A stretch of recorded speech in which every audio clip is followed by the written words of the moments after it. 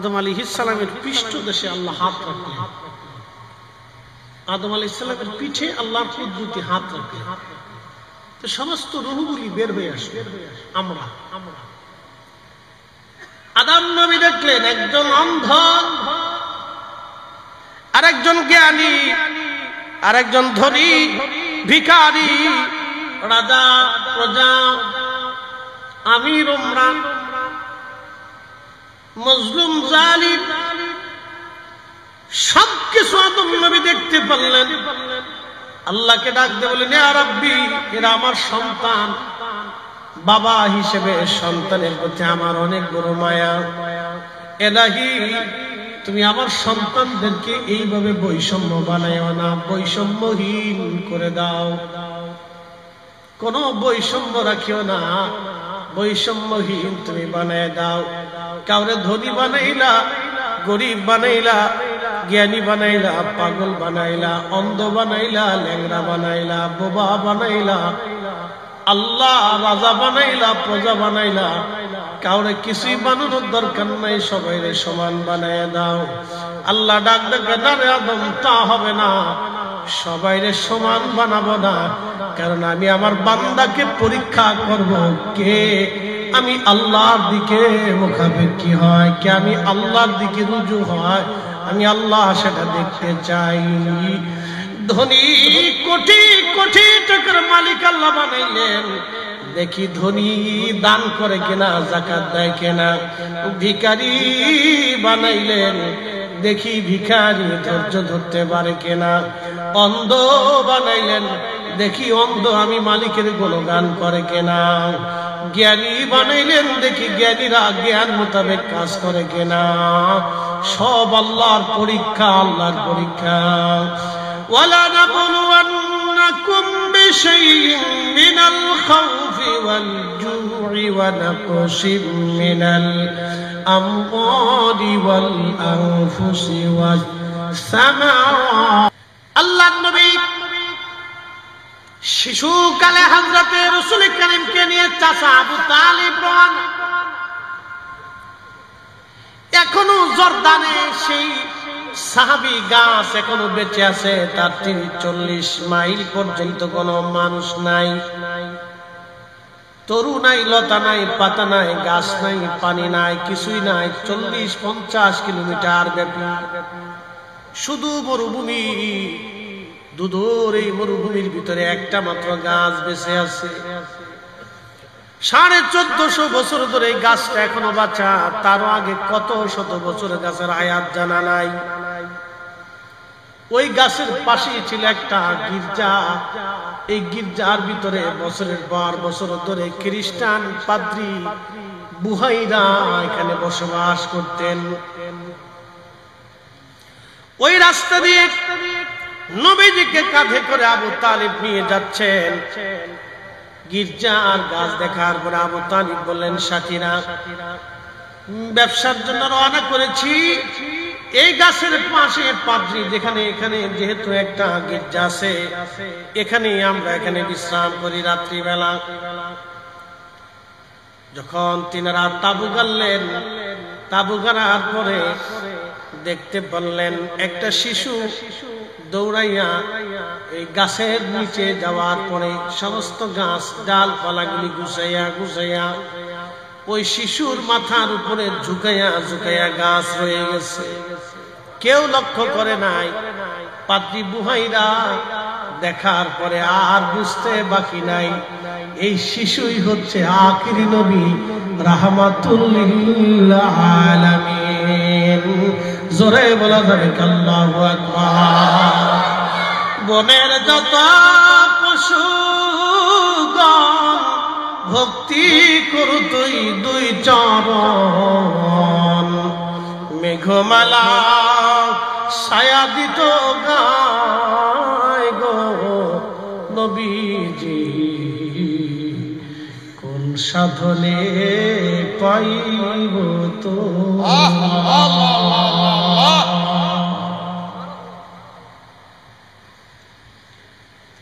গভীর থেকে বুঝে যাবে না যে ঘটনা, গভীর থেকে বুঝে যাবে না, গভীর থেকে গাছ বস্তু আল্লাহ নবী কাছে যাওয়ার সঙ্গে সঙ্গে গাছে চিনে ফেললো। কি বুঝলেন আপনি? নবী যাওয়ার সঙ্গে সঙ্গে গাছে চিনে ফেললো।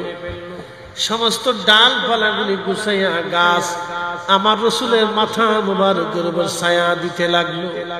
কেউ লক্ষ্য করে নাই, কিন্তু গির্জা থেকে পাদ্রী বুহাইরা দেখতেছে, সর্বনাশ, এমন মেহমান আজ আমি পাইছি, হাত ছাড়া করা যাবে না। আল্লাহু আকবার। এই মেহমানের হাত ছাড়া করা যাবে না। পাদ্রী বুহাইরা চিন্তা করলেন কি করা যায়। খোঁজ নিলেন এই কাফেলার প্রধানকে, বলে আমি, বলে আপনার নাম কি? বলে আবু তালিব। আপনার সাথে ওই যে ছোট্ট বাচ্চা, ওই সুন্দর চেহারা কে? বলে আমার ছেলে, আমার বেটা, আমার সন্তান। আবু তালিব ডাক দেখে, আমার সন্তান। পাদ্রী বুহাইরা বলল, আবু তালিব রে, এই শিশু মুহাম্মদ আপনার সন্তান হতে পারে না, আপনার বেটা হতে পারে না, কারণ তার বাবার নাম আব্দুল্লাহ। আবু তালিব বলতেছে, পাদ্রী কি করে জানেন? বলে না, আপনি তার চাচা হবেন। তাওরাত জবুরে যেমনে লেখা আমি সেমনেই বলতেছি। কি বুঝলেন? আমার রসুলের পূর্বপুরুষ সহ সবই বৃত্তান্ত তাওরাতে জবুরে লেখা ছিল। আমার রসুলের প্রশংসাও তাওরাতে জবুরে লেখা ছিল। এই জন্য হযরত ঈসা নবী যেখানে ওয়াজ করতে যাইতেন, আল্লাহ নবী বলেন ওয়াবাশারাতু ঈসা রুহুল্লাহ, ঈসা নবী সুসংবাদ দিতেন ওয়াজের ভিতরে। উম্মতকে বলতেন, উম্মতরা রে, আমার পরে একজন নবী আসবে, তোমরা জানো না, তার এই এই এই শান, এই মর্যাদা। ঈসা নবীর মতো ব্যক্তি প্রত্যেক ওয়াজে আমার নবীর শান গাইতো। এই জন্য আমরা সুন্নিরা রাসূল কারীমের শান না গাইলে আমাদের কলিজা ভরে না। এই হাত উঁচু করে বলেন ঠিক কিনা?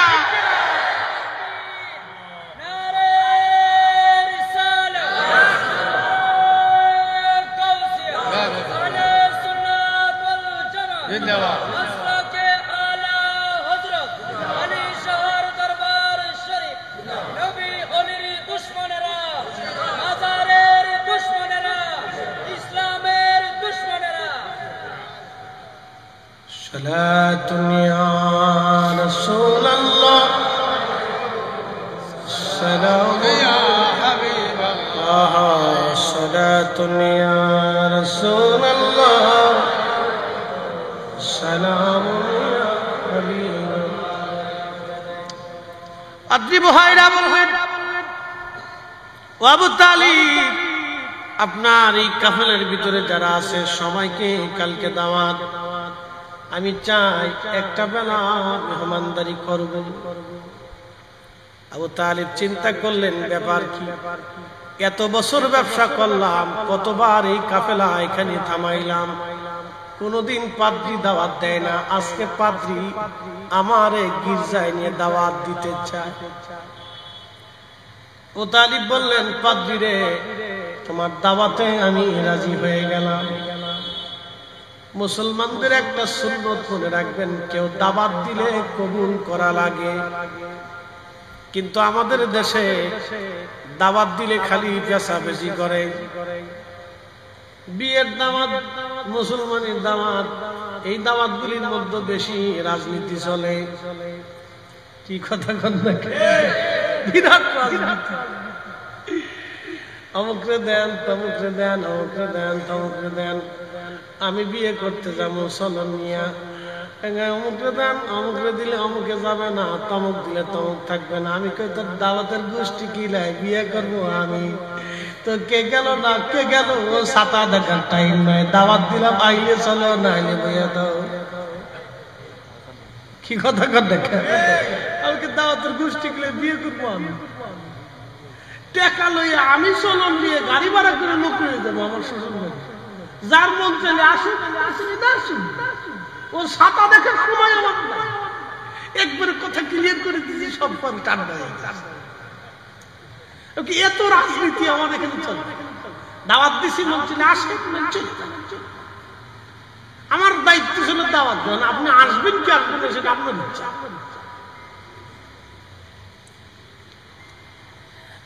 খুব মনোযোগ দিয়ে সবাই দাওয়াতে গেছে, কিন্তু আমার রাসূল কাফেলা পাহারা দেওয়ার জন্য নবীকে বসিয়ে রেখে আবু তালিব চলে গেলেন। কিন্তু বুহাইরারা আর কলিজায় মানে না, খুব পেরেশান বুহাইরা, যার জন্য আয়োজন করলাম সে দুলহায় আজ আসে নাই। একবার জোরে বলা যাবে কি আল্লাহু আকবার। আমি জানি প্রেমে পাগল সে তো মদিনা, আমি জানি প্রেমে পাগল সে তো মদিনা। প্রেমানলে উড়ে মুড়ি, প্রেমানলে উড়ে মুড়ি ওহে রব্বানা। আমি জানি প্রেমে পাগল সে তো মদিনা। পাদ্রী বাহিরা ডাক ডাক আবু তালিব সবাইকে আসছে, বলে হ্যাঁ সবাইরে তো নিয়ে আসলাম, বলে না একজন এখনো বাদ আছে, আপনি তারে নিয়ে আসেন, কারণ বুহাইরা যার জন্য আয়োজন করছে আজকে সেই তো নাই। তখন নবীজির চাচা আবু তালিব দৌড়ায় যে আমার নবীকে কোলে করে নিয়ে আসছে। উনি সব সময় রাসূলকে কোলে কাঁধে করে নিয়ে ঘুরে বেড়াইতেন, এত ভালোবাসতেন, সন্তানের মতো আদর করতেন। ঘুমাইতে গেলে নবীকে নিয়ে ঘুমাইতেন, কোলে পিঠে করে করে একেবারে বাবার মতো ছায়া দিতেন। সম্মান করলা, ভালোবাসলা, তোমারে নিদর্শন হিসেবে পৃথিবীর মানুষের জন্য আমি রেখে দিলাম। আজও পর্যন্ত সেই সাহাবী গাছ এখনো বেঁচে আছেন। কে ওই পানির গাছের গোড়ায় পানি দেয়, আজও পর্যন্ত গাছ বেঁচে আছে, পানি লাগে না, বৃষ্টি লাগে না। ওই গাছের নিচে যিনি পানি পৌঁছাই দেন মরুভূমির ভিতরে, একসাথে বলেন সেই মালিকের নাম কি? আরে আমার নবী ভালোবাসার জন্য যদি একটা গাছ এখনো পর্যন্ত জিন্দা রেখে পৃথিবীর মানুষকে আল্লাহ দেখাইলেন, দেখো দুনিয়ার মানুষ আমার রাসূলকে ভালোবাসার জন্য এখনো গাছটাকে জিন্দা করে রাখছি। গাছ এখনো সবুজ সজীব, পৃথিবীর মানুষেরা দেখার জন্য যায়। যে গাছ রাসূলকে ভালোবাসছিল, নবীকে দেখেছিল, আমার রাসূলকে ছায়া দিয়েছিল, সেই গাছ জর্দানে এখনো আছে। সাহাবী গাছ এখনো সেই গাছ জিন্দা। আপনি চিন্তা করেন, রাসূল ভালোবাসার জন্য যদি একটা গাছের এই হালত হতে পারে, তাহলে আমরা উম্মত নবী ভালোবেসে কবরে গেলে উম্মতের কলব মরবে না, কালব মরবে না, কালব জিন্দা হয়ে থাকবে। কথা কোন ঠিক কিনা? নবী ভালোবাসার জন্য যদি গাছ জিন্দা থাকে, রাসূল ভালোবাসার জন্য উম্মতের কাল জিন্দা থাকবে। এটা মরবে না, ভয় পাবে না, চিন্তিত হবে না, পেরেশানির ভিতরে থাকবে না। আল্লাহ রাসূলের কারণে এই উম্মতের কালকে পেরেশানি মুক্ত রাখবে। একসাথে বলা যাবে আল্লাহু আকবার। তাহলে আমরা ভুলে আসি না শুদ্ধ আছি? শুদ্ধ আছি, শুদ্ধ আছি, চিন্তার কোনো কারণ নেই। কে কি ছাপা কি বলবো দেখার সময় নেই। জীবনের শেষ সময় পর্যন্ত রাসূল করিমের পবিত্র দামনকে দাঁত দিয়ে কামড় দিয়ে চেপে ধরে রাখতে হবে। কথা বলেন ঠিক না? সাহাবে کرام চেপে ধরে রেখেছিল, পিঠে চামড়া উঠিয়ে ফেলেছিল, জীবন দিয়েছিল, সংসার ত্যাগ করেছিল, দেশ দেশান্তর হয়েছিল, খোদার যন্ত্রণায় পেরেশান আর অস্থির হয়েছিল। তারপরও তারা রাসূল করিমের দামনকে, কদমকে ছেড়ে দেয়। যার কারণে আজকে তারা কবরে ঘুমাই রয়েছে, কিন্তু কবরের ভিতরে তারা যেইভাবে 1400 বছর আগে দাফন করা হয়েছিল আজও ওইভাবেই আছে।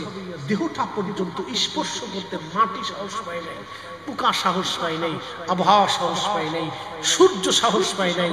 তাদের দেহ মোবারক স্পর্শ করবে 1450 বছর মাটির নিচে, কিন্তু এখনো পর্যন্ত মাটি সাহস করে নাই। একটা লোহা মাটির নিচে রেখে দিবেন, 10 বছর পরে এটা মরিচা পরে মাটির সাথে মিশে যাবে। কিন্তু সাহাবী 1450 বছর পর্যন্ত মাটির নিচে, কিন্তু মাটি তাকে ধরতে সাহস পায় না।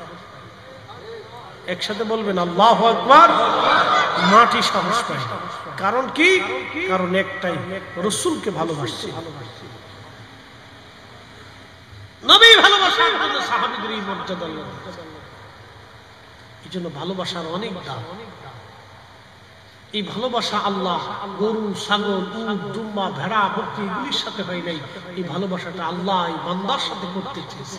এই জন্য মানব জাতি আল্লাহ সৃষ্টি করেছে। এই ভালোবাসাটা আল্লাহ রসুলের সাথে হয়েছে। যার সাথে নবীর সাথে যার মহব্বত হয়েছে তার জীবন ধন্য হয়েছে। একটা গাছের জীবন ধন্য হয়ে গেল। আপনি চিন্তা করেন তো, একটা গাছের জীবন ধন্য হয়ে গেল, একটা উটের জীবন ধন্য হয়ে গেল, একটা মরা কাঠ উস্তুনে হান্নানার জীবন ধন্য হয়ে গেল, মদিনার মানুষের জীবন ধন্য হয়ে গেল। শুধু আল্লাহ রাসূল এরকম হাজার হাজার লক্ষ লক্ষ মুজিজা নবীজি দেখিয়েছে আল্লাহ সত্য বান্দাকে বোঝানোর জন্য। আল্লাহ সত্য শুধু বোঝানোর জন্য আল্লাহ বহু মুজিজা উম্মতকে দেখিয়েছে, বহু মুজিজা দেখিয়েছে। যদি কোনোদিন বদরে যান তো বদরে যাওয়ার সময় একটা কুয়া পাবেন, বীরে শিফা, বীরে শিফা। একটা কুয়ার ভিতর থেকে পানি আসে, এটার আলাদা সেন্ট, আলাদা টেস্ট। এই পানি আলাদা।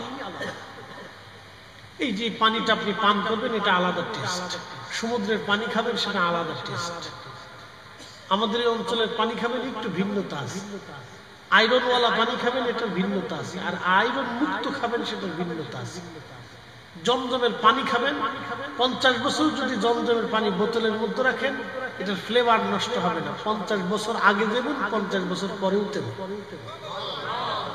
বীরে শেফার পানির কোন আল্লাহ শেফা দিয়ে রেখেছে, এটা আলাদা টেস্ট।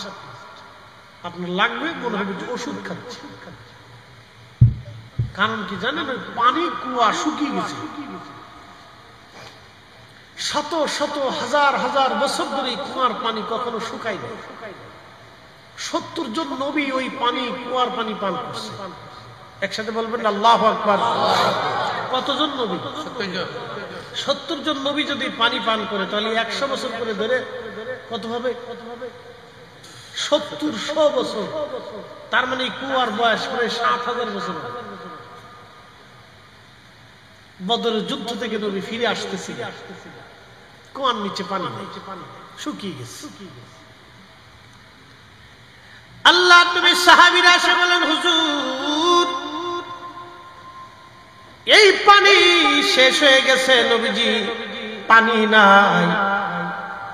70 জন নবী কুয়ার পানি পান করেছে। ওখানে একটা মসজিদ আছে, 70 জন নবী ওই মসজিদে নামাজ পড়েছেন। আল্লাহ নবী বদরের যুদ্ধ শেষ করে রওনা করেছেন।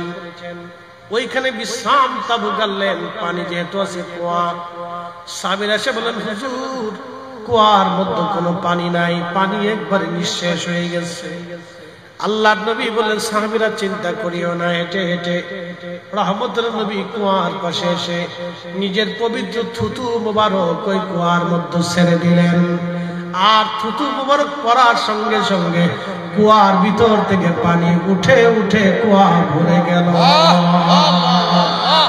আজও 1450 বছর ধরে কোটি কোটি হাজিরা পানি নেয়, পানি খায়, কিন্তু আজও পর্যন্ত পানি শেষ হয় না।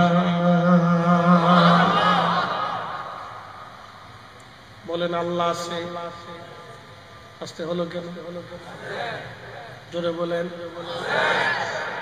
বীরে শেফার পানি এখনো আছে, নবীর মহান মুজিজা এখনো আছে।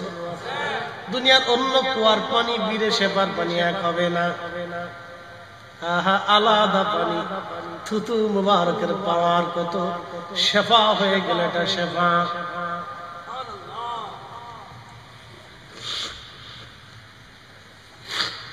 এই পানি পৃথিবীর অন্য পানি থেকে ব্যতিক্রম হয়ে গেল আমার রাসূলের থুতু মুবারকের কারণে।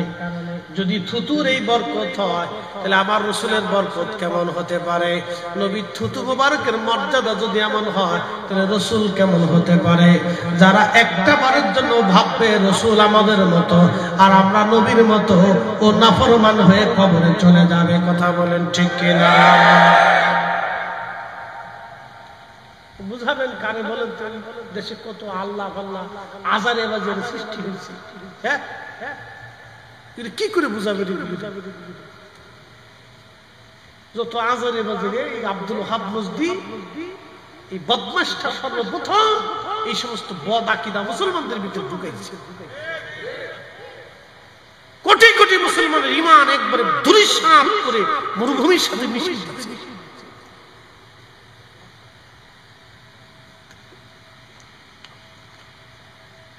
কোটি কোটি মুসলমানের ঈমান ধূলিসাৎ করে মিটিয়ে দিয়েছে, নষ্ট ধ্বংস করে দিয়েছে।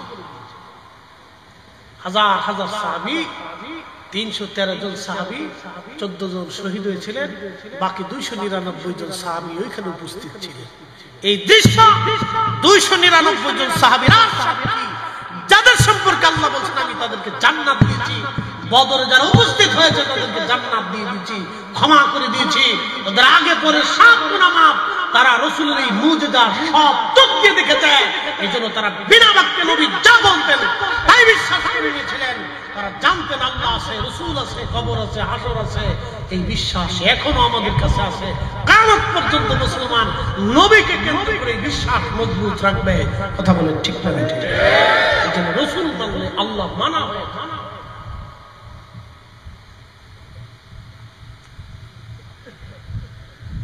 এরকম হাজার হাজার ঘটনা আপনাকে বলতে পারে, হাজার হাজার ঘটনা।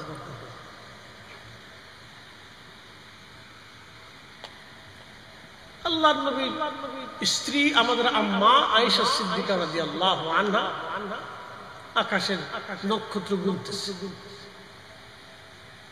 আল্লাহর নবী জিজ্ঞেস করলেন, আয়েশা কি করে? ইয়া রাসূলুল্লাহ, আকাশের নক্ষত্র গণনা করে। বলে, আয়েশা রে, আকাশের নক্ষত্র কি গণনা করে শেষ করা যায়? বলে, ইয়া রাসূলুল্লাহ, তাহলে বলেন তো আকাশের নক্ষত্র তুল্য নেক কারো আমলনামায় আছে? প্রিয় নবী বললেন, হ্যাঁ, আমার ওমরের আমলনামায় আকাশের নক্ষত্র তুল্য নেক আল্লাহ লিখে দিয়েছে। আম্মা জান একটু বেজার হয়ে গেল।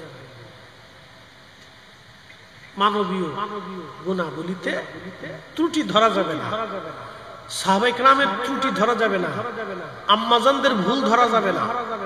মানবীয় গুণাবলীতে একটু মন খারাপ। রাসূল বলছেন, আল্লাহ আল্লাহ ফি আসহাবি, আল্লাহ আল্লাহ ফি আসহাবি। ও আমার উম্মত, সাহাবীদের ব্যাপারে আল্লাহকে ভয় করো, আল্লাহকে ভয় করো, আল্লাহকে ভয় করো। লা তাত্তাখিদুহুম গরাদান মিন বাদি। আমার তিরোধানের পরে আমার কোন সাহাবীর সমালোচনা করবা না, ত্রুটি বিচ্যুতি বের করে খাতা ভুল ত্রুটি ধরবা না, তাদের সমালোচনা করবা না, মন্দ বলবা না, গালি দিবা না। ফামান আহাব্বাহুম ফাবি হুব্বি আহাব্বাহুম ওয়ামান আবগাদাহুম ফাবি বুগদি আবগাদাহুম। আমার কোন সাহাবীকে মহব্বত করলে আমাকে মহব্বত করা হবে, তাদেরকে গালি দিলে আমি রাসূলকে গালি দেব।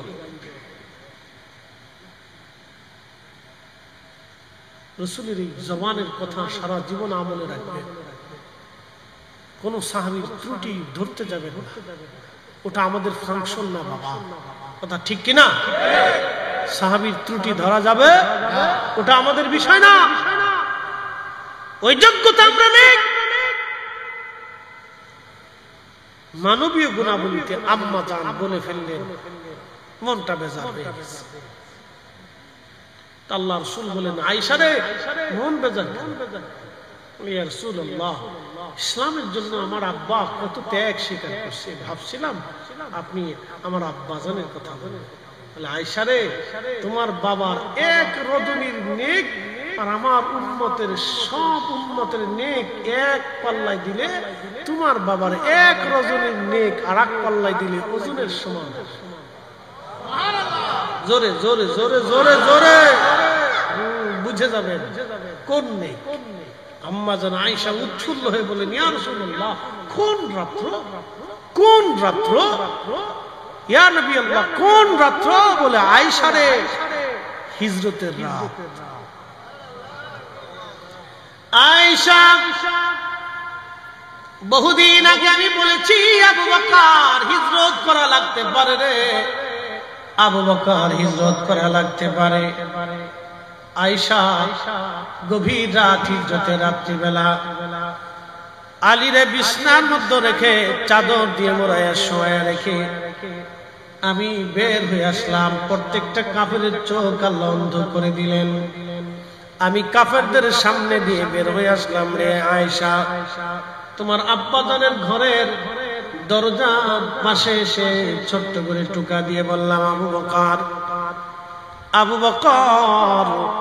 সঙ্গে সঙ্গে তোমার আব্বা দরজা খুলে দিয়েছে।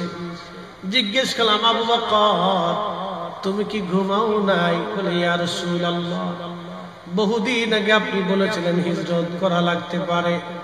নবী গো, ওই দিন রাত্রিবেলা থেকে আমি আবু বকর ঘরের দরজায় ঠেস মেরে হেলান দিয়ে দাঁড়ায় থাকি, কখন আপনি আসবেন। আমি একটা মুহূর্তের জন্য বিছনায় পিঠ লাগাই নাই। কল্পনা করবেন, নিজের স্ত্রী থাকার পরও স্ত্রীর সঙ্গে একটা সেকেন্ডের জন্য বিছনায় যান নাই। মাসের পর মাস আবু বকর আমার রাসূলের অপেক্ষায় তিনি বসে আছেন। এটার নাম ভালোবাসা। ভালোবাসা কি কথা কন না কেন, ঠিক কিনা? ইমামুল আজম আবু হানিফা 7 দিন পর্যন্ত মদিনাতে থাকলেন, 7 দিন পরে বিদায় হয়ে আসবেন। ইমাম মালিক তখন মদিনার ইমাম। কত বড় বড় ইমাম দেখেন, তারা লক্ষ লক্ষ হাদিসের হাফেজ ছিলেন। আহারে কত বড় আশিক ইমাম মালিক, 80 বছর মদিনায় জুতা স্যান্ডেল পরেন না, এত বড় ইমাম। মালিক ডাকতে বলতেছে, ইমামুল আজম ডাকতে বলেন, ইমাম মালিক বিদায় দেন, আপনার মদিনা থেকে আমি চলে যাচ্ছি। বলল, হুজুর, কত মানুষ মদিনা এসে থাকতে চায়, আপনি ইমাম আজম মদিনা থেকে চলে যেতে চান, কারণ কি? বলে, ভাই রে, আমি তো একজন মানুষ, বেঁচে থাকাটা আমার জন্য কষ্টকর হচ্ছে। বলে, হুজুর, মদিনাতে আপনার কিসের কষ্ট বলেন? বলে, আজকে 7 দিন হলো আমি পায়খানা পেশাব করি না। একসাথে বলেন আল্লাহু আকবার। বলে, হুজুর, 7 দিন হলো পায়খানা পেশাব আপনি কেন করেন না? বলে, ইমাম মালিক রে, তোমার যে রোগে ধরছে আমার একই রোগে ধরছে। ইমাম মালিক, তুমি তো জানো যে মাটির মধ্যে রাসূল ঘুমায়, ওই মাটির মধ্যে আমি কি করে পায়খানা পেশাব করি? আপনি আদব দেখছেন, শানের সালাতে তাজিম দেখছেন, আর আমার দেশের ভাই সাহেবটা দলিল খুঁজে।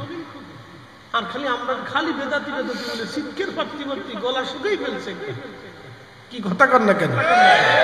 শিক্ষের ভর্তি ভর্তি গলা শুকিয়ে ফেলছে, খালি চা খাওয়া লাগে গলা ভিজিত। বেদাতি বেদাতি বেদাতি বলতে বলতে বলতে বলে শিক্ষার পাত্রী ভর্তি গলা শুকিয়ে ফেলছে। ইমাম আজম আবু হানিফা রাহমাতুল্লাহ আলাইহি ডাকতে বলেন, ইমাম মালিক, মদিনাতে থাকার আর সুযোগ আমার নাই। 7 দিন হলো মদিনার মাটির ভিতরে আমি পায়খানা পেশাব সারি। বলে, হুজুর, তাহলে আপনি খান কি, কি খেয়ে বেঁচে আছেন? বলে, 7 দিনে মাত্র 7টা খেজুর দানা খেয়ে বেঁচে আছি। 7 দিনে মাত্র 7টা খেজুর দানা খেয়ে খেয়ে বেঁচে আছি। বলে, আর কি খান? তৃষ্ণা কেমনে নিবারণ করেন? বলে, পানিগুলি হাতের মধ্যে নিয়ে আর্দ্রতা নিয়ে চেটে চেটে কোন রকম জিহ্বাটাকে ভিজায় রেখে কলিজা ঠান্ডা করে রাখছি।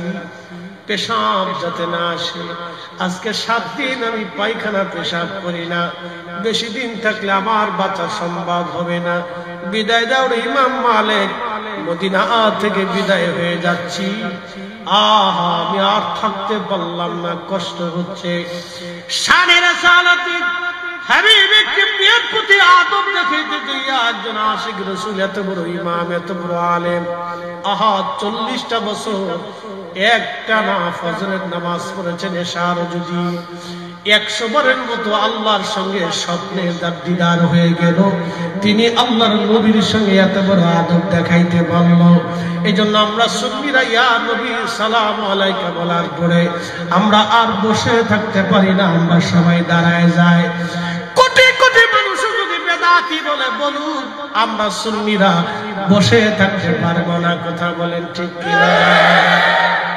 রাসূল দেখেছেন কবরে 2টা প্রশ্ন করা হবে, 3টি প্রশ্ন। মুনকার নেকির আসবে, বলেন আপনারা কি দেখছেন?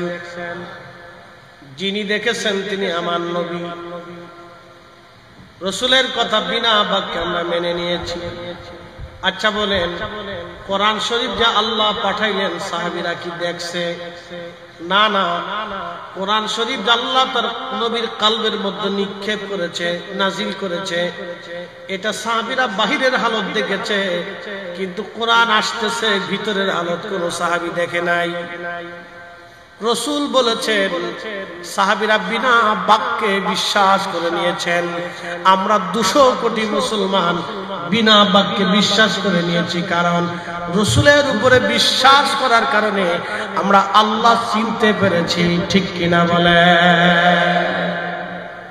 এই জন্য কাজী নজরুল লিখেছেন, তৌহিদেরই মুর্শিদ আমার মুহাম্মাদের নাম, মুর্শিদ মুহাম্মাদের নাম, ওই নাম জপলে বুঝতে পারি খোদারি কালাম, মুর্শিদ মুহাম্মাদের নাম।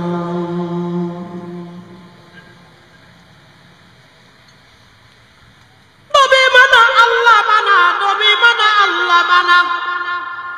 রাসূল বললেন, সাহাবীরা শোনো, আল্লাহ এক।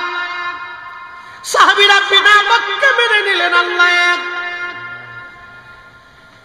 নবী বললেন, সাহাবীরা মানো, তোমার 2 কাঁধে ফেরেশতা আছে। সাহাবীরা বিনা বাক্যে মেনে নিলেন। কিরামান কাতিবিনা ইয়ালামুনা মা তাফআলুন। একবার জোরে বলা যাবে আল্লাহু আকবার। এ বান্দা, তুমি যা কিছু করো না কেন, কিরামান কাতিবিন সব জানে, কিরামান কাতিবিন সব জানে। 2 কাঁধে 2 জন ফেরেশতা, জীবনেও কোনোদিন দেখা সাক্ষাৎ হলো না। রাসূল বলেছেন, আমরা বিনা বাক্যে মেনে নিয়েছি। এই জন্য আমরা নবী নবী করি। নবী মানলে আল্লাহ মানা হয়, নবী বিশ্বাস করলে আল্লাহ বিশ্বাস করা হয়। যে নবী মানে না সে আল্লাহ মানে না। আল্লাহ মানলেই রাসূল মানা হয় না, রাসূল মানলে আল্লাহ মানা হয়ে যায়। কি কথা কোন ঠিক কিনা? তোরা কে যাবি নবীর নৌকাতে আয়, রূপকাঠির ওই নৌকা খানি, রূপকাঠির ওই নৌকা খানি, নাহি ডুবার ভয়। তোরা কে যাবি নবীর নৌকাতে আয়। অন্ধবার খুব মনোযোগ দিবেন। কত সুন্দর করে আল্লাহ মানুষ বানাইলেন, কত অবয়ব দিয়ে মানুষ আল্লাহ বানাইলেন, কত সুন্দর করে আল্লাহ আমাদেরকে বানাইলেন। পৃথিবীতে মানুষের মতো এত সুন্দর কোন সৃষ্টি আল্লাহ বানান নাই। আল্লাহ বলে, লাকাদ খালাকনাল ইনসানা ফি আহসানি তাকওয়িম। আমি মানুষকে সুন্দর অবয়ব দিয়ে বানাইলাম। চমৎকার সৌন্দর্য দিয়ে আমি মানুষ বানাইছি, এই মানুষ আমাকে সেজদা দিবে, এই মানুষ আমি আল্লাহর জিকির করবে, এই মানুষ আমি আল্লাহর গুণকীর্তন করবে। আল্লাহ মানব জাতি বানানোর আগে ফেরেশতাদেরকে ডাক দিলেন, এ ফেরেশতারা, ইন্নী জাইলুন ফিল আরদি খলিফা, পৃথিবীতে আমি আল্লাহ খলিফা পাঠাবো। ফেরেশতারা বলল, ও রব, এমন খলিফাকে আপনি দুনিয়াতে পাঠাবেন, আতাজালু ফিহা, তারা ওই দুনিয়ার ভিতরে যাইয়া মাইয়ুফসিদু, ফাসাদ বাঁধাবে, মারামারি করবে, কাটাকাটি করবে, দাঙ্গা হাঙ্গামা করবে, ওয়াসফিকুদ দিমা, তারা রক্তপাত করবে। আল্লাহর ফেরেশতারা কিন্তু বলেন, আল্লাহ তারা নামাজ পড়বে না, রোজা রাখবে না, যাকাত দিবে না, হজ করবে না, এই কথা বলে নাই। বলছে মাইয়াসফিকুদ দিমা, তারা রক্তপাত করবে এবং তারা ফাসাদ বাঁধাবে, অশান্তি বিশৃঙ্খলা করবে।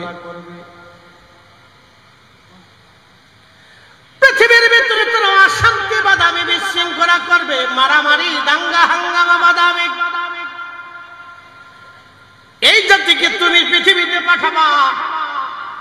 রব্বুল আলামিন, ওয়া নাহনু, আমরাই তো মুসাব্বিহ, তোমার তাসবিহ দরকার হয় আমরাই করি, বিহামদিকা, হাম তো আমরাই করি, ওয়া নুকাদ্দিসু লাক, পবিত্রতা আমরাই বর্ণনা করি।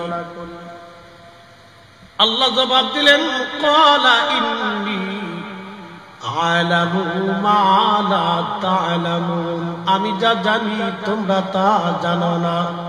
কারণ আমার রব জানে এই মানব জাতির ভিতরে আল্লাহ তার পেয়ারা হাবিবে দুনিয়াতে পাঠাবে। কথা কন্যা কেন, ঠিক কিনা? এই মানব জাতির ভিতরে আল্লাহ তার রাসূল পাঠাবে, এটা ফেরেশতারা জানতো না। এই মানব জাতির ভিতরে রাসূল আসবে, ফেরেশতারা জানতো না। এই মানুষের সাথে আল্লাহর প্রেম হবে, ফেরেশতারা জানতো না। এই মানুষের সাথে আল্লাহর প্রেম হবে, ফেরেশতারা জানতো না। এই মানব জাতির ভিতরে আল্লাহ আখিরি নবী পাঠাবে, ফেরেশতারা জানতো না। সেই জন্য আমার আল্লাহ এই মানব জাতির ভিতরে রহমতের নবী আল্লাহ পাঠাইলেন। আমার দেশে একদল ভাইরা ব্যাখ্যা করে, নবী মাটির মানুষ বিধায় নবীর দাম বাড়ছে, নাউজুবিল্লাহ। মাটির মানুষের জন্য নবীর দাম বাড়ে নাই, নবীকে মাটির মানুষের ভিতরে পাঠানোর জন্য এই মানব জাতির দাম বাড়ছে। কথা কোন ঠিক কিনা? নবীর কারণে আমাদের দাম বাড়ছে, মাটির মানুষের কারণে রাসূলের দাম বাড়ে, নবীর কারণে আমাদের মর্যাদা বাড়ছে। সূত্রে ভুল করছে, ওরা বুঝে নাই।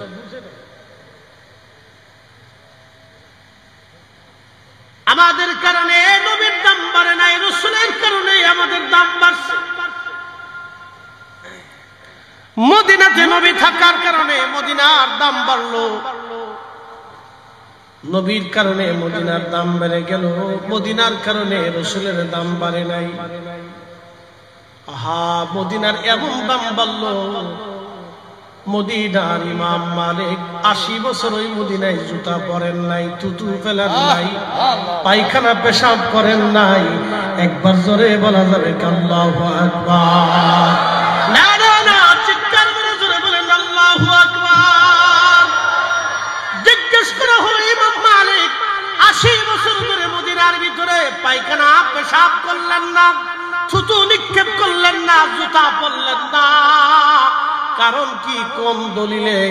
ইমাম মালিক জবাব দিলেন, দুনিয়ার মানুষ তোমরা জানো এই মাটির মধ্যে কে ঘুমানো আছে? এই মাটির মধ্যে কে ঘুমানো জানো নি? এই মাটির মধ্যে যিনি ঘুমানো তিনি আল্লাহর প্যারা মেহবুব, তিনি আল্লাহর হাবিব। আমি ইমাম মালিকের কলিজার মধ্যে কি করে সাহস হয় এই মদিনার মধ্যে জুতা স্যান্ডেল পাই দিব? আমার জীবন চলে যাবে, কিন্তু কখনোই মদিনার মাটির সাথে বিয়াদবি করতে পারবো না। চিৎকার মেরে বলেন না ইয়া রাসূলুল্লাহ। আল্লাহ বানাইলেন কত জাতি,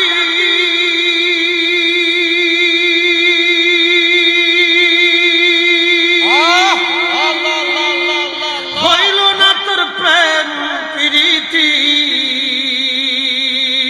অবশেষে মানুষ বানায় প্রেমের কারণে। প্রেমের ডুরি বান্দরে মদিনার শনে, হায় রে প্রেমের ডুরি বান্দরে মদিনার শনে। সালাতুন ইয়া রাসূলুল্লাহ, সালামুন ইয়া হাবিবাল্লাহ, আহা সালাতুন ইয়া রাসূলুল্লাহ।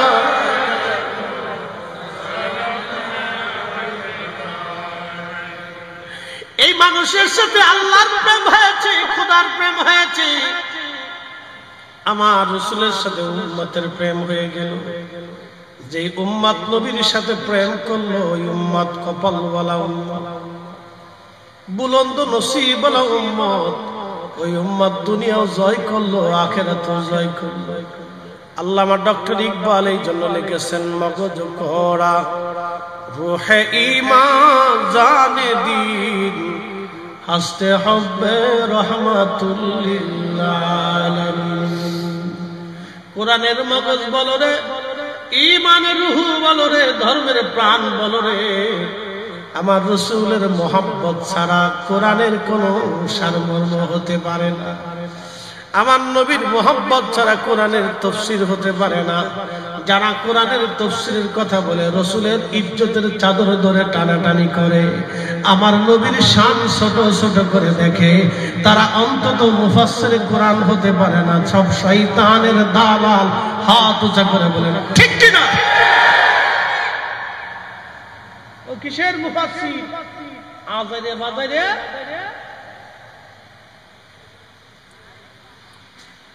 যেই মুফাসসির কোরআন শরীফ হাতে নিয়ে আমার রাসূলের শান ছোট করে দেখে, আমার নবীর মহান ইজ্জতের চাদর ধরে, নবীর সম্মানকে ছোট করে দেখে, ও মুফাসসির কোরআন না। কথা কন না কেন? পৃথিবীর কোন মুফাসসির আমার রাসূলের ইজ্জতের চাদরে হাত দেয় নাই।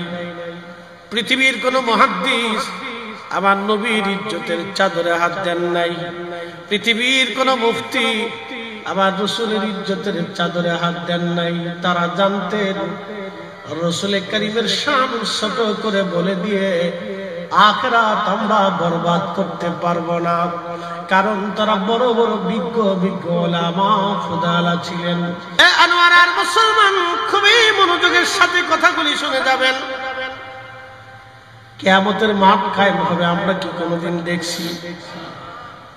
কিন্তু কে বলেছেন? রাসূল বলেছেন। সাহাবীরা বিনা বাক্যে মেনে নিয়েছেন। বিশ্বাস এসে গেল আমাদের। দেখেন আল্লাহ নবী হাতে কলমে শিখাইলেন সাহাবীরা রে, আখিরাত হবে, কবরে আযাব হবে, কবর আছে, সওয়াল জবাব হবে, জান্নাত আর জাহান্নাম আছে, মৃত্যু হবে, আজরাইল আসবে। আমার কাছে কোরআন নাজিল হয়। সাহাবীদেরকে নবীজি বললেন, সাহাবীরা বিশ্বাস করে নিলেন। আহা, কেন বিশ্বাস করলেন? এর পিছনেও কারণ আছে। কারণ জীবনে কোনোদিন আল্লাহর নবী ভুলেও একটা মিথ্যা কোনোদিন বলেন নাই। একবারে জোরে বলা যাবে আল্লাহু আকবার। রাসূল মিথ্যা বলেন নাই, মানুষ ঠকান নাই, আমানতের খেয়ানত করেন নাই, ফায়সা কথা বলেন নাই, জবান দিয়ে কখনো কোনো সময় খারাপ কথা বলেন নাই, খারাপ চিন্তা কখনো অন্তরে উদয় হয় নাই। আল্লাহর নবী কোনোদিন চুল পরিমাণ ডান বাম হরেন নাই, একটু খাতাম ভুল নবীর জীবনে হয় নাই। এই জন্য সাহাবীরা বিনা বাক্যে বিনা দলিলে রাসূল মানতেন। নবী মানলে আল্লাহ মানা হয়, নবী তাজিম করলে আল্লাহ তাজিম করা হয়, নবীর জন্য জীবন দিলে আল্লাহর জন্য জীবন দেওয়া হয়, নবীর দল হলে আল্লাহর দল হয়ে যায়। এই জন্য কবরে নামানোর সময় বলা হয় বিসমিল্লাহি ওয়া আলা মিল্লাতি রাসূলিল্লাহ। তোমার নবীর দলে কবরে নামানো হলো, নবীর দলে কবরে নামানো হলো, নবীর দলে কবরে নামানো হলো। একবার জোরে বলা যাবে কি মারহাবা।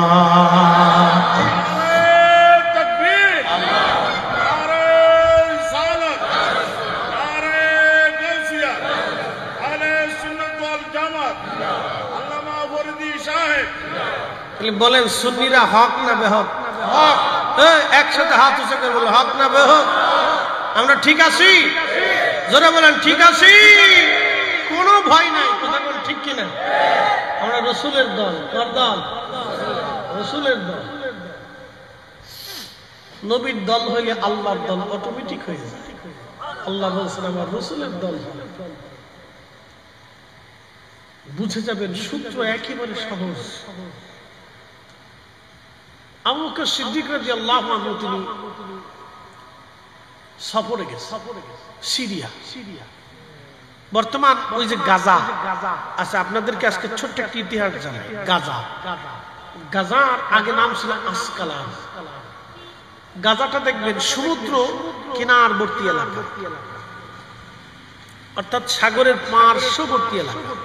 যেমন আপনাদের কক্সবাজার, এরপরে এই আনোয়ারা, এরপরে সমুদ্র পার্শ্ববর্তী এলাকা, এই টোটাল ধরেন এই বাঁশখালী দিয়ে, মহেশখালী দিয়ে, পেকুয়া দিয়ে, এই ওরা একটা সমুদ্রবর্তী এই সাইট একটা বড় এলাকায় ধরেন একটা গাজাটা এরকম একটা এলাকা। এই সমুদ্র ভিত্তিক তখন ব্যবসা বাণিজ্য ছিল। তখন এই ফিলিস্তিন, সিরিয়া, লেবানন, এরপরে আপনার জর্দান, এই বিরাট অংশটাকে আগে বলা হতো শাম। এই শামের মূল ব্যবসায়িক সেন্টার ছিল বর্তমানের গাজা। এখানে হযরত সুলাইমান আলাইহিস সালামের রাজ দরবার ছিল, বিরাট বড় প্রাসাদ ছিল। এই বাইতুল আকসাকে কেন্দ্র করে এই আশেপাশে বিরাট বড় রাজদরবার ছিল। এখানে সমুদ্র, স্থল, জলচর, জীব, পক্ষী, বাতাস, তাম পৃথিবী তিনি শাসন করতেন। তাম পৃথিবী, মানব জাতি, জিন জাতি, দুইটা জাতিকে উনি শাসন করতেন। পৃথিবীর প্রত্যেকটা ইঞ্চি ইঞ্চি জমিনের বাদশাহী আল্লাহ তাকে দিয়েছিলেন। ওনার একটা তখ্ত ছিল, সিংহাসন ছিল, এই চেয়ারের মতো না। তখ্তটা এত বিরাট ছিল যে লক্ষ লক্ষ সৈন্য, হাতি, ঘোড়া, অস্ত্র, খাবার দাবার সব ওই তখ্তের মধ্যে নিতে পারতেন। বাতাসকে বলতেন বাতাস এই তখ্ত উড়াও। তেল লাগতো না, মোবাইল লাগতো না, ইঞ্জিন লাগতো না, কিচ্ছু লাগতো না। বাতাস ওই তখ্তটারে উঠাইয়া উড়াইয়া উড়াইয়া উনি যেখানে যাইতেন ওই আল্লাহর নবী সুলাইমান আলাইহিস সালামের তখ্ত সহ সৈন্য সামন্ত সহ লোক লস্কর সহ ওইখানে চলে যেতেন। তেলের গাড়ি তেলে চলে,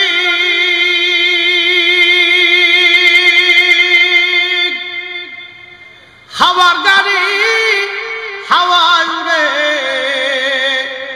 বিনা তেলে চালায় গাড়ি নবী সুলাইমান।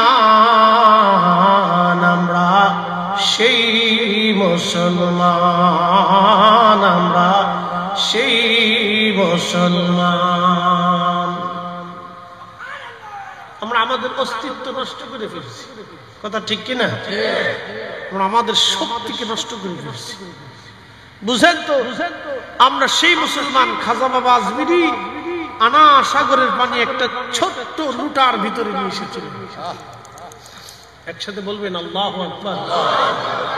পুরো আনার পানি একটা লুটার ভিতরে নিয়ে এসেছিলেন। পৃথিবীর কোন জ্ঞান, বিজ্ঞান, মেধা আবিষ্কার হয়েছে পুরো আনার পানি একটা লুটার ভিতরে আনতে পারবে? একসাথে বলবেন পারবে?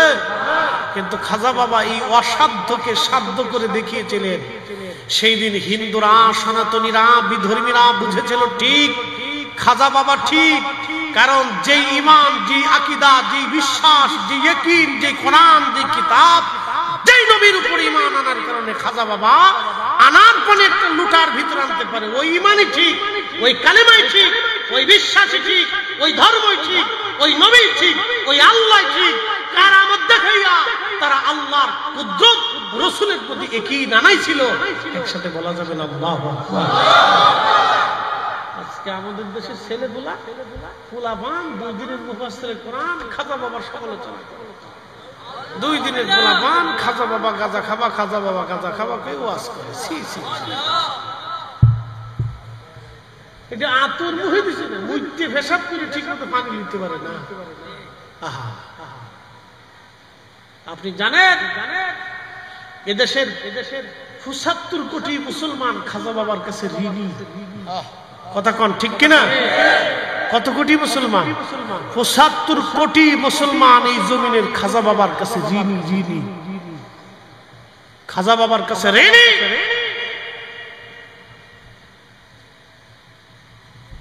উনি না হলে মুসলমানের অস্তিত্বই তো খুঁজে পেতেন না। খাজা বাবার কাছে ঋণী কোটি কোটি মুসলমান। ওনাদের কথা প্রশংসা গেলে অনেকের শরীরে চুলকা, শরীর খারাপ করে। সব বেদাতি। এই বেটা, আউলিয়া কেরামের জমিনে আউলিয়া কেরামের কথাই চলবে। কথা বলেন ঠিক কিনা? প্রত্যেকটা ওলির কাছে আমরা ঋণী, প্রত্যেক ওলির কাছে আমরা ঋণী। কথা বলেন ঠিক কিনা? আমরা সবাই ঋণী। ওনার ঋণ আমরা কোনোদিন শোধ করতে পারবো না, কখনই সম্ভব। খুবই মনোযোগ দিবেন। হযরত আবু বকর তিনি চলে গেলেন বর্তমান সিরিয়ার গাজার আসকালানে ব্যবসা করার জন্য। নাম ছিল শাম।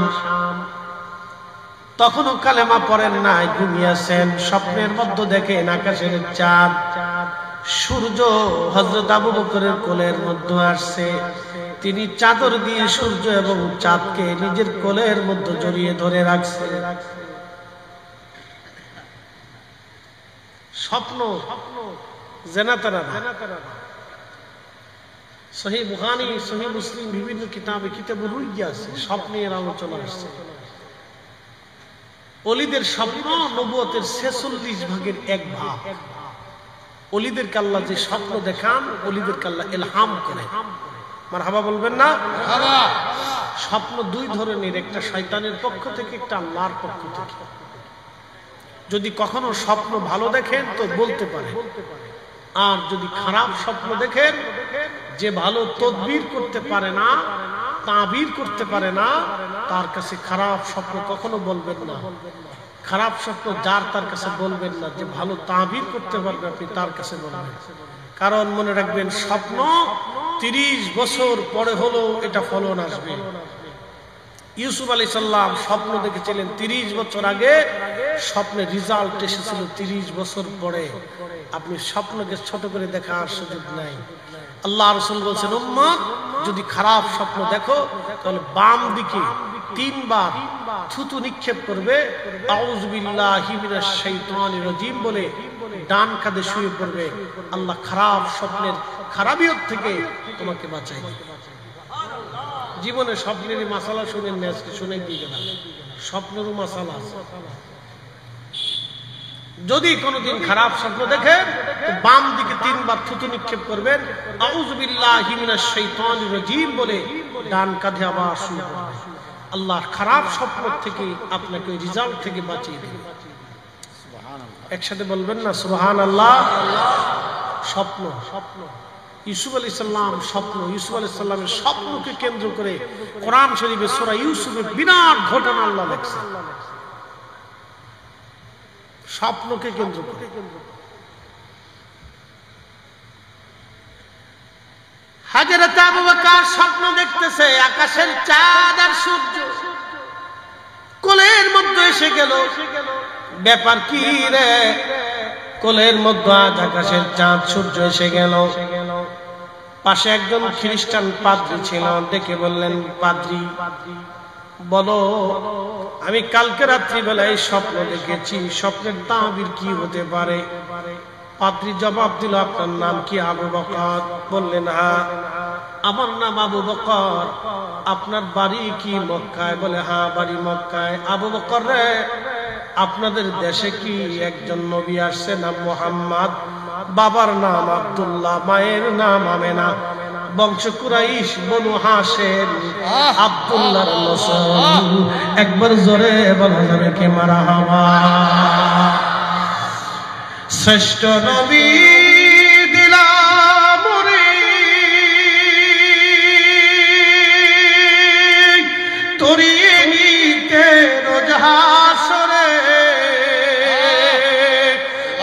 না ভুরি তাই তো দিলে পাক কুরআনের বাণী খুদা তোমার মেহেরবানি। কষ্ট হচ্ছে? ঘুমাইছে? স্বপ্ন বাস্তব। আবু বকর সিদ্দিক বলতেছেন, পাদ্রী এত খবর তুমি কেমনে জানো? বলে ওই নবীর সব কথা তাওরাত জবুরে লেখা আছে।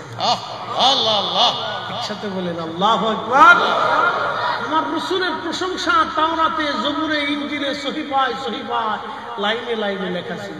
আর আমরা ওয়াজ করলে বেদাতি হয়ে যাই। কি কথা কন না কেন? আমরা বেদাতি হই। সাতার বেদাতের ফতোয়ার গোষ্ঠী মিলাই। এই জীবন যতদিন আছে রাসূলের শান গাবো, জীবন যতদিন থাকবে নবীর শান শুনবো। হাত উঁচু করে বলেন ঠিক কিনা?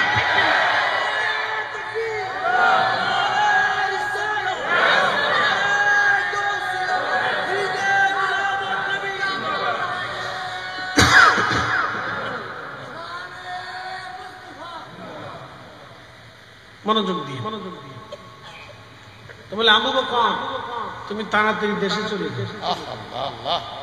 যাইয়া ও রাসূলের কদমে যে কালমা পড়ে মুসলমান হয়ে যাও।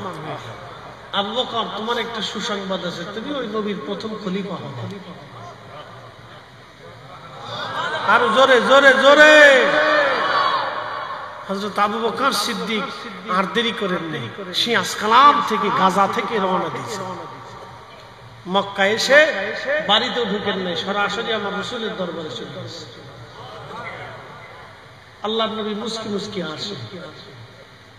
আবু বকর বলতেছেন, ইয়া রাসূলুল্লাহ আপনি আমার একটা মুজিজা দেখান। আমি যে আপনার কালেমা পড়ব একটা মুজিজা দেখান। নবীজি বললেন, স্বপ্নে সিরিয়ায় থাকতে শামে থাকতে স্বপ্ন দেখছিলেন আকাশের চাঁদ আর সূর্য আপনার কোলে। পাদ্রী তাবির করে দিয়েছে, এরপরও কি মুজিজা লাগবে?